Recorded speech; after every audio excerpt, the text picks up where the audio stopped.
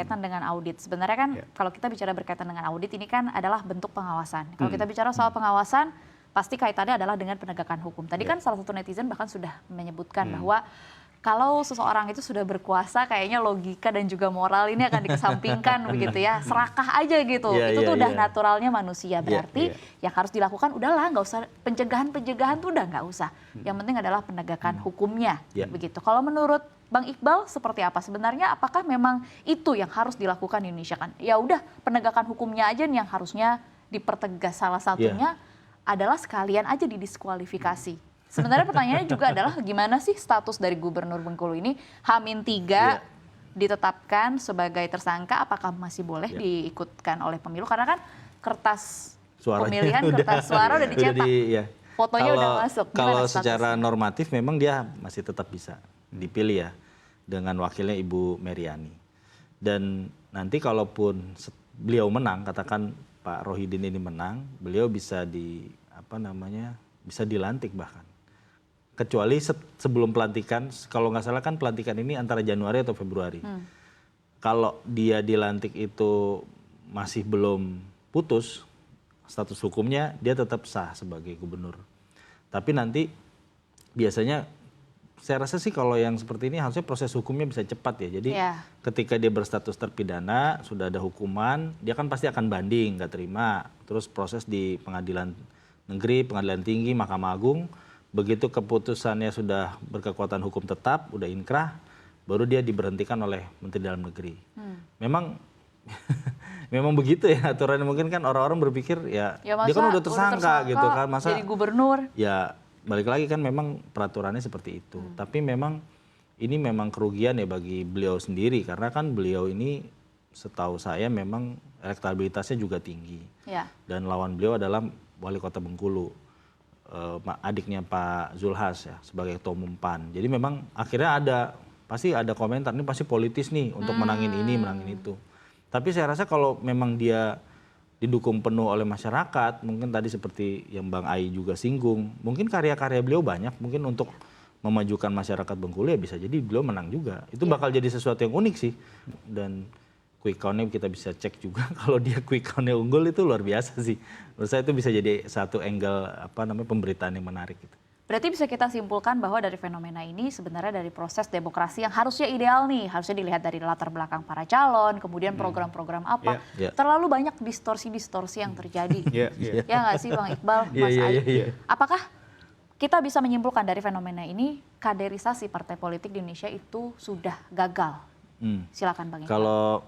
Kalau kaderisasi kan memang masing-masing partai punya cara ya. Ada yang memang mendidik dari awal, melalui organisasi sayap, atau mungkin misalkan dia dari level ranting, kemudian dari level cabang dan seterusnya. Itu memang idealnya seperti itu. Tapi realita lapangan kan kadang-kadang akhirnya udah rekrut artis aja misalkan.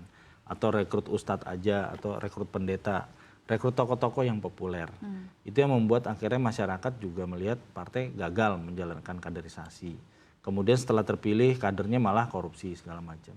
Menurut saya memang perlu ada sebenarnya udah banyak banget ya kajian-kajian dari LSM ya bahkan pusat-pusat kajian politik di kampus terkait dengan pilkada dan rangkaiannya lah kaderisasi partai segala macam. Tapi memang itu kadang-kadang cuma selesai di kajian ya mungkin Bang Ai. Bahkan saya sempat diskusi sama Bang Ai. Saya bilang kenapa dana partai itu nggak dikelola selayaknya fund manager gitu loh. Jadi ketika misalkan mungkin nanti Bang Ai bisa menanggapi ya. Saya membayangkan kan setiap anggota dari menteri sampai anggota DPRD, pengurus ranting, semuanya misalkan urunan, patungan lah katakan di satu rekening yang sama. Kemudian rekeningnya dikelola oleh fund manager, misalkan Bang Aib fund manajernya. Dia pasti akan menempatkan di instrumen-instrumen yang menghasilkan keuntungan. Setelah itu dana itu bisalah dipakai untuk operasi, untuk pilkada dan seterusnya. Itu sih ideal banget ya, nggak tahu mungkin menurut Bang Ai seperti apa itu. Iya, jadi memang harusnya sih idealnya memang pengelolaan partai politik itu terutama secara keuangannya memang dikelola secara profesional gitu ya. Haruskah terbuka? Harus dong, karena ini kan terkait dengan pejabat publik gitu ya. Kalau misalkan nggak terbuka, takutnya juga nanti ada dana-dana dari yang tidak layak diterima juga kan nggak bagus juga gitu. Jadi memang selain pengelolaannya harus profesional, auditnya juga harus terbuka gitu ya. Jadi ada audit eksternal juga bisa masuk gitu. Jadi jangan hanya internal aja atau mungkin BPK aja gitu ya.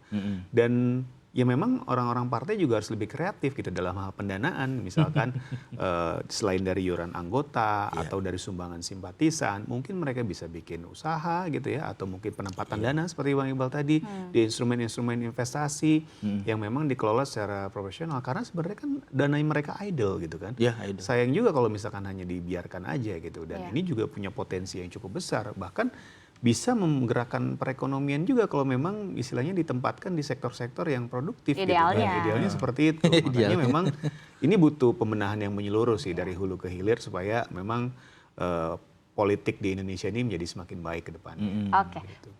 Pertanyaan selanjutnya saya mau mewakili netizen. Kasus ini kan sebenarnya memantik kemarahan masyarakat karena ini terjadi di tengah rencana kenaikan PPN menjadi 12%. Kita tahu ini yang berarti kan secara tidak langsung, mungkin secara langsung juga. Dalam tanda kutip yang dipotek ini kan APBD untuk membayar pegawai tidak tetap dan juga guru honorer lagi kan yang disinggung gitu secara moralnya kemana gitu. APBD yang sumbernya adalah dari APBN yang sumbernya adalah dari pajak. Tahun depan pajak kita naik. Saya marah dan saya yakin netizen Indonesia juga marah. Tanggapan yang mungkin Mas Aik? Ya harusnya hal seperti ini nggak boleh terjadi lagi dan kalau bisa memang ya kalau udah kayak gini dihukum seberat-beratnya supaya ada efek jera gitu. Terkadang kan memang kita lucu ya. Koruptor yang mengkorupsi uang sangat besar tapi hukumannya sangat ringan, bahkan dapat potongan hukuman, bebas lebih cepat gitu ya pengampunan. Sementara orang-orang yang memang mungkin kejahatannya nggak berat-berat amat dihukum lama gitu kan. Ini juga memang PR buat penegak hukum di Indonesia juga supaya lebih kredibilitasnya lebih dijaga lagi lah gitu. Jadi sebaik apapun kita membuat aturan, undang-undang gitu ya, tapi kalau pelaksananya di bawah juga nggak punya integritas, ya percuma gitu, nggak akan ada efek jera dan ini akan berulang terus gitu. Jadi memang harus ada hukuman yang berat. Mungkin tadi benar ada undang-undang perampasan aset negara, perampasan aset itu harus segera disahkan. Saya nggak masuk prolegnas. Iya, itu dia. Sehingga kalau bisa emang dimiskinkan aja itu para koruptor itu supaya mereka juga efek jera. Karena kadang-kadang korupsi di penjara setahun 2 tahun keluar menjabat lagi, pejabat publik, akhirnya korupsi lagi, kan terus berulang gitu. Jadi kayak di lingkaran setan, nggak selesai-selesai. Ya gitu. karena memang hak politiknya juga kadang-kadang nggak dicabut juga, sama betul. pengadilan gitu. Dan memang kalau dari dari kita lihat ya yang sudah-sudah memang kayaknya korupsinya berapa besar gitu, tapi kok ternyata dia udah bebas ya. Seringkali itu begitu, kayak misalkan kemarin orang kaget lah. Menteri Kelautan udah bebas Pak Edi Prabowo, udah bebas tahun lalu, nggak ada yang tahu gitu kan. Itu banyak yang karena mungkin ternyata cepat ya ternyata hukumannya gitu. Oke.